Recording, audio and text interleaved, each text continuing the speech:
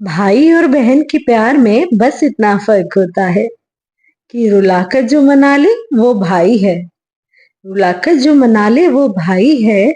रुलाकर जो खुद रो पड़े वो बहन है। आज का टॉपिक ही कुछ ऐसा है जिसके लिए लिखते हुए न जाने कितनी बार आंखें नम हुई। नमस्कार दोस्तों, मैं प्रतिमा अपनी नई कहानी के साथ। कहानी का टाइटल है रक्षाबंधन, बंधन प्यार का। अगर कहानी पसंद आती है तो लाइक, शेयर और सब्सक्राइब जरूर कर लीजिएगा। तो कहानी कुछ ऐसी है। बल्लू भैया, इस बार भी कोई गिफ्ट नहीं लाए। मैं नहीं बांधने वाली राखी, सरिता ने नाराजगी जताते हुए अपने भाई से कहा।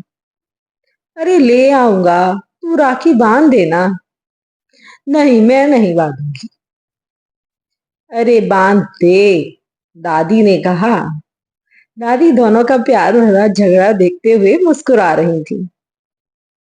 सरिता ने राखी बांधी और शगुन के लिए हाथ बढ़ाया तो भैया कभी शर्ट की जेब टटोलते तो कभी पैंट की, और कभी सरिता की चढ़ी हुई बाहों की तरफ देखते।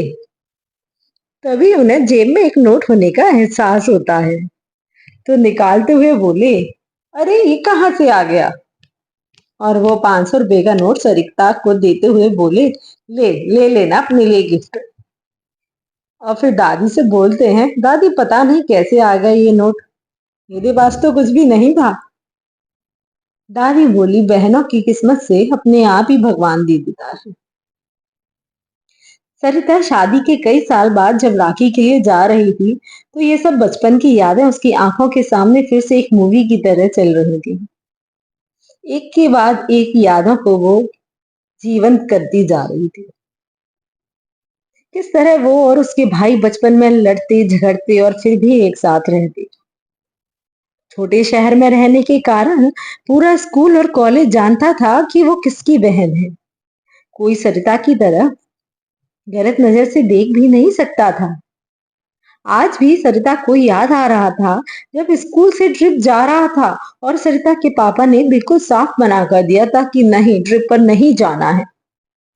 तो किस तरह भाई ने ही पापा को मनाया और सरिता को ट्रिप पर जाने का मौका मिल गया।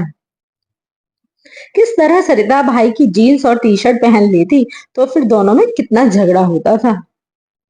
फिर भाई ही उसे शॉपिंग पर ले जाते और उसे जो भी पसंद आता बिना प्राइस टैग देके उसे दिला देते। शॉपिंग से लौटते में दोनों सरिता की पसंद का स्ट्रीट फूड भी खाते थे। उसे याद आ रहा था कि कभी कभी मम्मी पापा किसी बात के लिए मना करते तो वो कैसे एक दूसरे के लिए मम्मी पापा को मना लेते। सरिता को साइकिल चलाना, फिर स्कूटर चलाना, फिर गाड़ी चलाना सब तो भाई ने सिखाया था। सरिता कभी किसी रिश्तेदार के घर रहने जाती और उसका मन नहीं लगता तो कैसे भाई दौड़े दौड़े उसे लेने आ जाते। उसे यह भी याद था कि किस तरह भाई ने कभी भी कुछ कहे बिना अपनी हर जिम्मेदारी पूरी करते हुए सरिता को ससुराल के लिए विदा किया। ये सोचते ही उसकी आंखें भर आई और फिर अचानक से हंस दी। अपनी बचपन की शरारतों को याद करके उसे पता ही नहीं चला कि वो कब भाई के घर आ पहुंची और पहुंचकर बड़ी खुशी के साथ सबके साथ त्योहार मनाया। इस तो दोस्तों, भाई बहन का जो रिश्ता होता है बहुत ही अनमोल होता है। जन्म लेने के साथ से अंतिम टाइम तक जो दोनों साथ निभाते हैं वो भाई बहन ही होते हैं। हमें इस रिश्ते को हमेशा संभाल के रखना चाहिए। बहुत अजीज होता है ये रिश्ता। हैप्पी रक्षाबंधन। आपको मेरी कहानी पसंद आई हो तो प्लीज रक्षाबंधन को अच्छे से सेलिब्रेट करिएगा। Bye bye.